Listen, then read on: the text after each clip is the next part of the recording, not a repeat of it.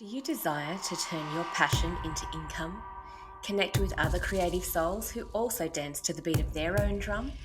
I'm Marie-Nicole, and I'm devoted to combining beauty, uniqueness, and connection in everyday living experiences. As a creative professional and Dharma coach, I help people connect to the truth of who they are and facilitate them in embodying their uniqueness. It is my hope in this podcast that I inspire you to live your life on your terms and earn your income through being uniquely you. After all, it's the unique thread that we each contribute to the collective tapestry that creates the whole.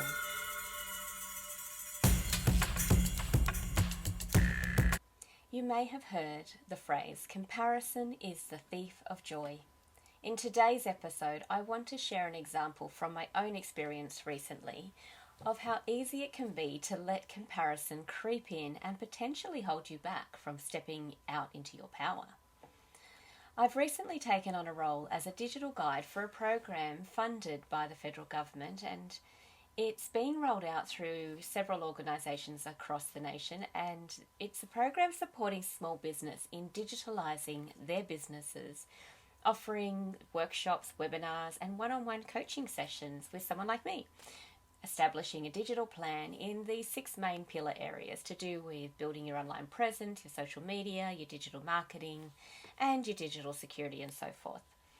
The segment of this offering that myself and another digital guide have been contracted for is to serve small businesses within the rural and remote areas of New South Wales in a range of regions like South East and Tablelands, Riverina, Central West, just to name a few. We've been in training over the last week or so, and as a part of our preparation, we needed to submit a profile photo and a blurb. So I visited the existing page on the main website with photos and blurbs of other digital advisors who are already listed, who've commenced their role a few months ago in Sydney. And I was really only looking for an example of, say, the word count and the writing style and the style of photos they were using for consistency's sake. And as I started reading their blurbs, I suddenly felt the onset of imposter syndrome creep in.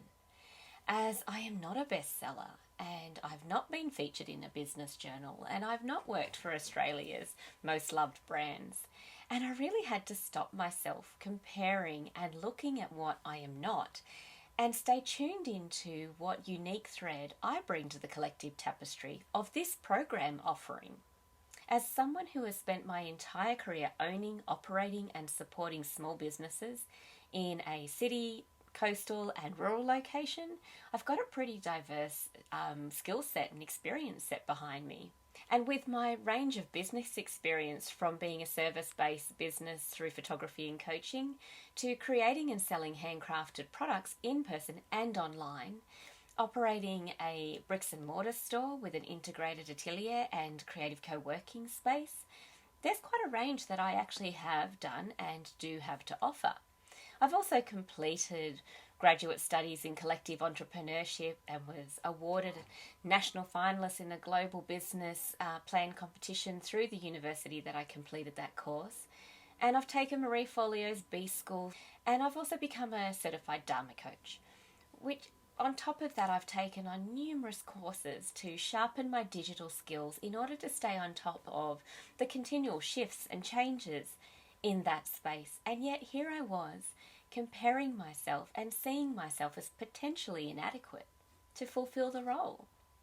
And so despite the fact that I have spent years supporting other small business owners from our region and beyond, have created a portal for connection between fellow creative professionals establishing and building their rural-based small business through my commercial space, which was also established based on the fact that I wanted to nurture small business in our region and beyond.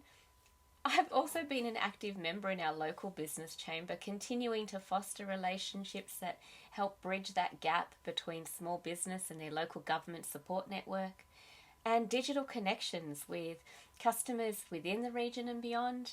So having experienced all of this firsthand and how critical it is to have digital tools and skills for a rural-based business, I was still feeling like I was inadequate in comparison.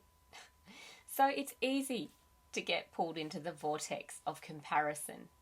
And I really had to hone in on what my unique strengths and skills are and focus on the fact that it was not just a program to support large corporations and big name businesses. It's based on serving the little people doing their best to earn their living, utilising their unique gifts, skills and passion, just like I've been, which is exactly where my focus has been all these years. So I too have value to contribute to the program with my experience in the trenches. I've often had people say to me that my digital presence is something that they aspire to creating for themselves, and have even been asked numerous times if I would consider working on their digital presence as a freelancer. But that is not really where my passion lies. I do it to the standard that I do for my business because I am passionate about reaching the objectives, and I hold myself to a fairly high standard. And while I do very much enjoy creating content, part of the reason behind that is because of the impact that the content will have in serving the people that I wish to serve through my offerings.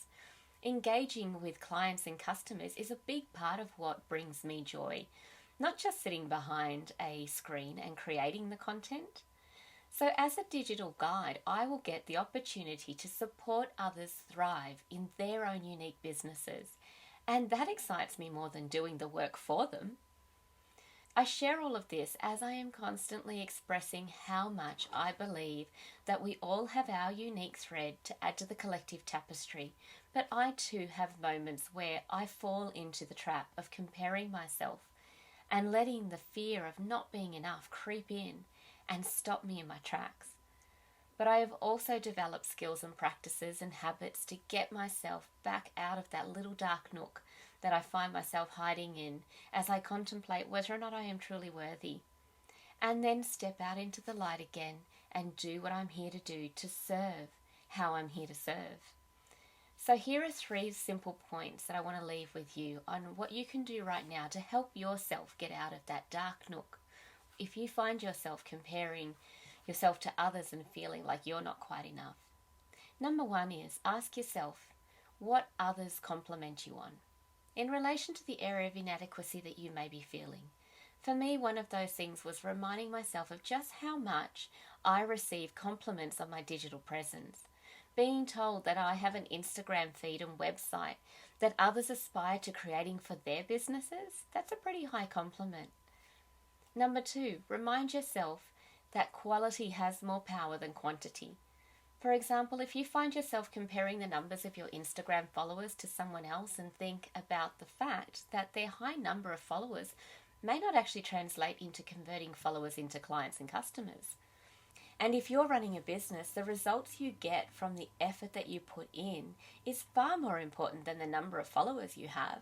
There's more power in having 1,000 engaged and invested followers than 3,000 who follow you for inspiration and entertainment but don't actually really invest in your business. Number 3, think about the impact you have on the people directly in your field, rather than the glory of being featured in print. I've actually been featured in many magazines and used to keep a press portfolio on display to demonstrate my worth in my commercial space. And while that was impressive to the people that were impressed by it, they were not necessarily the people I was serving with my unique gifts and talents. Often the ones who invest or have invested in my offerings do so because they feel connected to my energy, my way of being that makes them feel seen, heard and supported. And the fact that I connect them to someone who can help them with their need, because I put so much energy into nurturing connections and supportive networks, so when someone has a challenge, I can often refer them to such and such who could help them with their unique set of skills that is specific to their challenge. So taking the time to really look at the impact you make in your small neck of the woods is so much more valuable than focusing on what you don't have to boast about, that has a broader, more public reach. Everyone impacts the people in their direct field in their own special way. Now, if you feel like you could use further support and would like a coach to guide you through building on these skills for yourself, create practices and habits that help you move out of your little dark nook so you can step further out into the light and serve those you are here to serve, reach out for a connection call and let's see what magic we can create together. Or consider joining me in my 8-week lunar cycle gatherings online. This will be a group coaching offering where you'll have the opportunity to develop practices to create more flow and harmony in your life using the natural cycles of nature. You don't have to do this alone. You can share the experience with other lunar cycle journeyers who will also be reconnecting with their natural rhythm right alongside of you. You'll find more details about the Lunar Cycle Gatherings offering and coaching services on the Creators Nest website, and there are also links in the show notes. So until next week, remember that comparison is the thief of joy. So instead, stay connected to the essence of who you are, how you are here to serve, and tune into your unique thread that you can contribute to the collective tapestry. Thank you so much for your time. I know how valuable it is, and I hope you got value out of listening to this podcast. If you are looking for a coach to support and guide you through your own unique journey of creating a life you love, then reach out for a connection call. And if you'd like to connect with other creative souls in person by joining us at a workshop, a retreat, or to book a unique shopping experience here at Creators Nest, I run those by appointment. So check out the website for more details. The link is in the show notes. Oh, and please leave a review. I'd love to hear any insights or inspirations that were activated in you from this podcast. And I look forward to drumming, dancing, or soaring alongside of you.